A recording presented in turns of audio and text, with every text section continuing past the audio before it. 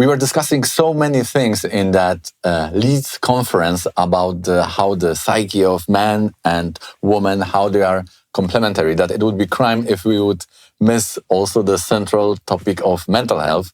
Mm-hmm. And we had already some tips, nice goodies shared by Guruji, but maybe also you can share something with our listeners and viewers.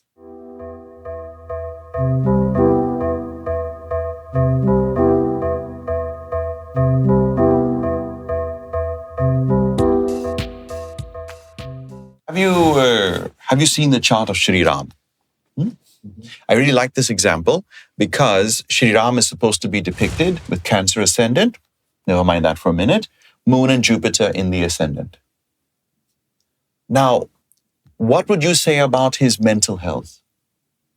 What if I told you he was at one point, according to the Shiva Gita, there's a Gita called Shiva Gita, like there's Bhagavad Gita, there's a Shiva Gita. There's also a Devi Gita. Mm-hmm. So in the Shiva Gita, it states how Shri Ram, the avatar, in his great plight was debating suicide because of his loss of his spouse, being kidnapped, and was seriously debating why on earth is he sending all of these warriors into battle where many will be killed in this war in Lanka? Why would he be doing all of this for his wife? She is just one person, and yet there are so many other souls. Mm-hmm. Okay? And others informing him that you have lost your wife. She has been taken by another. She does not belong to you anymore. Statements like that. Let go. This is not going anywhere. And in his plight and suffering, he began Shiva sadhana for months, even at times only subsisting on air for a month. And then he behold the great Shiva who came. And which mantra he did and what how sadhana he did is all given in the Shiva Gita. So Moon and Jupiter in the ascendant. Why would he be depressed, right? Yes? Why would this cause him so much plight that he's debating suicide? Mm-hmm.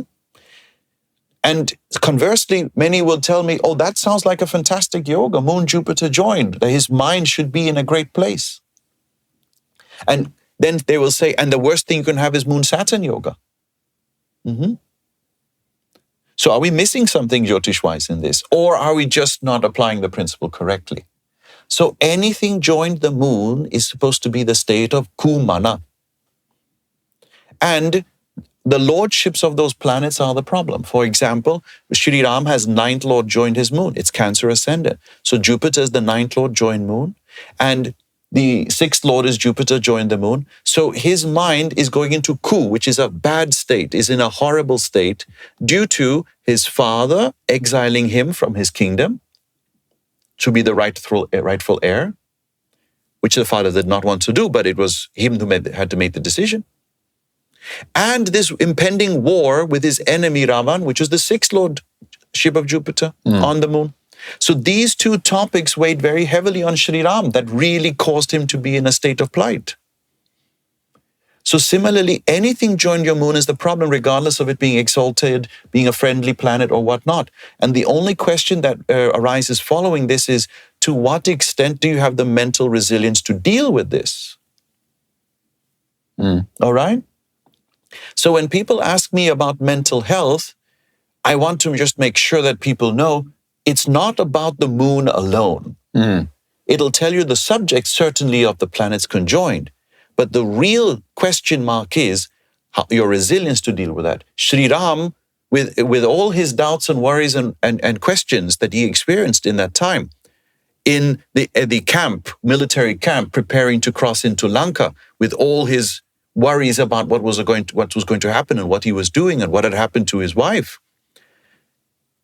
With all of that, he had the resilience to undergo a very serious tapasya for Shiva, to know that he was in the right to do what he was doing, to know that he was in the right to fight. And that he went through a penance that took months. It took months to complete, with even sometimes not eating food at all. It was just breathing air. What resilience, I say. That is the sign of an avatar, right? Beyond our expectations, right?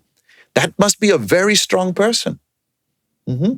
That resilience comes from your Lord of Moon sign or the Nakshatra Lord of your moon. that will tell you about your resilience in your chart. So when people want to know about how mental health can be, how we approach this topic, we are trying to improve that resilience. That becomes our prime focus. Because you will be met with many concerns in this planet, and all these concerns will be about grahas associating with your moon. Those will be the topics. But whether you can address them or not is the next question. I have moon Saturn conjoined, all right? Branka has sometimes seen me sad, but it is a rarity. It is very much a rarity. We've been together. How many years have we been together, me and my love? Since 2007. So now it's 18 years. Yes. And she can maybe just point out maybe a month or two in our entire time period together that I've actually had a real sadness in my heart about anything. So and I have Moon Saturn Yoga. You'd have said, Visti, this man should be depressed. All right. Yeah. And certainly some are depressed with Moon Saturn Yoga. I would say certainly. It's not something that is bereft of people with Moon Saturn Yoga. But the Lord of the Moon sign is Mercury in a Gita Yoga for me, which is very nice. The Nakshatra Lord is the Sun, which informs all my Jotish pursuits and my engagement in my work and career. They are very strong planets. And Branka, for the most part, says he's my rock. Thankfully, I'm proud to say. I hope it stays. So why is that? It's really about this Lord of the Moon sign or Nakshatra Lord of the Moon sign. Strengthen those. The Lord of the Moon sign needs food. The Nakshatra Lord needs air or breathing or pranayam. Change your air. Do breathing exercises if your Nakshatra Lord is the problem. And consider if there is an issue with the Lord of the Moon sign, with what we call Shubhapati, change your food. Maybe make sure your supplements are in order. Maybe you need to build up your resilience with B vitamins and minerals. Yeah. Maybe magnesium is the way to go. All right? Figure that out. Maybe D vitamin is the way to go. For many people who are depressed, that's very common. Without me playing doctor here, these would be the approaches that we can take to mental health. And then we get into the place where we should figure out, well, maybe some people think mental health is also cognitive health, which is not really the moon, honestly. Yeah. But of course, if you're having some cognitive decline in any form, it could make you very unhappy. So then we have to see your resilience again from the moon to manage all of these things. Even in relationship matching, a relationship can last because of the moons. Even if the lagnas don't match and they absolutely despise each other, they can work on the relationship and stay together because their moon matching is good, which means moon and Shubhapati actually. A couple can match well from moon and Shubhapati, which means they have the resilience to go through their entire life of fighting with each other and disagreeing with each other and not loving each other and not liking each other. Or maybe they have affection, but they have a difficulty with enjoying that affection just because their moons are strong for each other, matching each other, let's say. So at the end of the day, the traditional view in India of using the moon chart comes to fore because it builds resilience for life. And we like to say the moon rests on the head of Shiva. So for everybody's moon sign, that is Shiva. And Shiva worship gives that resilience, where you are the rock which faces the wind and storm. I love the image of the rock. Can I just say something about that? Because it seems to be, again, what I intuitively have lent towards over the years with Jotish, because I haven't learned it the way you have. And so, but the images are all there. And so the rock going through the different phases, the dashas, the transits, even just the day to day, like the moon, nakshatra, the different moods every day, and just viewing them over and over again for years and years and realizing that there is a rock there somewhere. And then finding that, because you still have to go through the changes that are constantly, like constant ups and downs, mood-wise, hormonally, you name it. And I just feel like that rock, we might say that the astrology has been my rock, right? But the astrology, in a way, has just led me to that, which is within always. I think that's my, in a way of finding, my well-being, my mental health has been improved, obviously, enormously, because of this journey. I don't think I would be here without it, literally. Wow. Okay. Yeah. So, I mean, that's quite a lot to say Good. about Jotish and what it's done for me. And I hear other people say this as well. So I know that it can be that helpful, Yeah. you know, as well as practical and just down to earth, everyday managing life, managing your mental health, you know? I got a little bit practical here when you were talking about that Shubhapati. Just one thing which may be also interesting for people. There are those new studies coming up which are relating our gut also to the brain. No? So the depression, anxiety, all those challenges we are going through can also come from gut. No? That there is some nervous system which is connected, and somehow would that qualify under the Shubhapati? Would that be somehow? Because also what is very interesting, another connection is that Shubhapati is talking about our brain, and also you are now making the connection to the food. So this is exactly that thing. Would that be the? We're entering a realm where yoga, an understanding of yoga, is important. All right.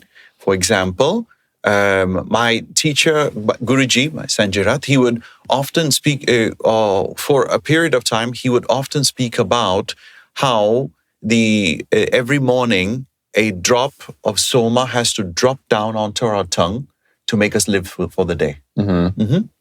And the tongue, what is doing is acting like a fire, one of the tongues of Agni, to eat that soma and digest it, so that the body retains that soma. And when the soma doesn't drop down for that day, we're actually in a place of deprecation and potential ill health and potential even demise eventually. So what's happening when you ask about the soma or the moon or the soma chakra is you're asking me about how does this soma how is this soma guaranteed to go down and be digested by the sun? And the sun is in our gut. Okay. The fire is here. It's not on our tongue. The tongue is bringing it down to, let's say, our stomach, the stomach fire, which is Surya. All right? So there is an interconnection between the soma in the brain. There's a soma chakra, which is between getting into yoga here. There's an agya here actually it's in the back, to be more precise, but we like to depict it in the front. It's the back of the head. And in the center of the brain, like in the middle, which I cannot point to without using some incision, which we will not do on camera, is that there is a soma chakra in there. And this soma chakra is producing something. You could argue hormones, you could argue a whole plethora of different things. Hormones are we know that. Close. But there's a whole plethora of things we know that are produced there. And these, as they drop down into the system, are being digested by the sun in the stomach. And this is a yogic principle. The soma, amrita, will drop down, and the Surya will devour that. And we will live for a day. Okay? And so we can get into this and say, well, if you're not having the right means for that moon, that soma to be produced, then the gut is also going to have a problem. And then you can go in the reverse and say, and if the gut was not fed, the right gut bacteria were not fed, they will also not produce the right chemicals thereafter for the rest of the body to react well. And so which started, I really don't know, the chicken or the egg, and this is really a good question, sincerely. What I would tell, let's say, the viewers, the listeners in this case is, Gary was talking about those dashas, and we were talking about how Shiva is, where time began with Shiva. Yes. Right? And we said that's Mahakal. Actually, maybe we didn't record that. Maybe we were just having that discussion. But we have this Shiva as Mahakal, because when Swayambhu, Shiva with Ambu splits, that splitting caused the separation and became male and female. Before it was no distinction. And then in that beginning of time began as Somnath and Durga that came from Shiva, Swayambhu, with their interaction, Shiva or Somnath and Durga's interaction caused friction. And that friction was a positive friction. But that friction we call spandana, like a vibration. And that is supposed to be that vibration that begins time or initiates time. Now, when we study Dasha, we are studying that friction. And the study of that is trying to study Shiva. We know that since the moon rests on the head of Shiva, that where the moon sign is Shiva, the head Yes. of Shiva. And so we do dashas from there. Now, our study of that is studying Omkar, because the first spandana or vibration was that of Om. So people who are studying Dasha are studying Omkar. And so anybody who studies Dasha regularly, they will feel as if the Omkar is seeping into their life. They are starting to understand life and to flow with life. And that gives peace, because Omkar is the mantra or the sound which gives peace to life. It makes you settle down. And there's nothing wrong with meditating on Om. They recommend Om meditation is best at night or before sunrise. Okay? Some people say initiation is better for this, like Gayatri. But everybody can do Omkar. And that is of value to you. Everybody should do this to have a more settled life. This is nice, yeah. Yeah. And the dashas will start working nicely after that. Yes, that's true. You were also mentioning how this is related to the moon Vimshotri being the central, right? Yes. Because of that moon thing. And sincerely, I say moon Vimshotri, but even the variations of Vimshotri Dasha apply to this. Yeah. Because when we try to understand where did your time begin for you, where's your Omkar, it could be different from where moon is, but it could still be a nakshatra from the moon, which still refers back to the moon in a sense. So even if you have, let's say, moon in 2nd or 6th house, Kshema Vimshotri, it means your Omkar is beginning from the Kshema Tara. Yes. So that means for that individual, the 4th nakshatra from the moon is where their Om begins. That's, yeah. And that nakshatra is more vital than your moon nakshatra. Yeah. Yeah. This is very nice, yeah. Okay, guys, so that's all for today. I hope you find this interesting and informative. Definitely we will have more like this, so don't miss this and subscribe for this channel, and see you in the next one.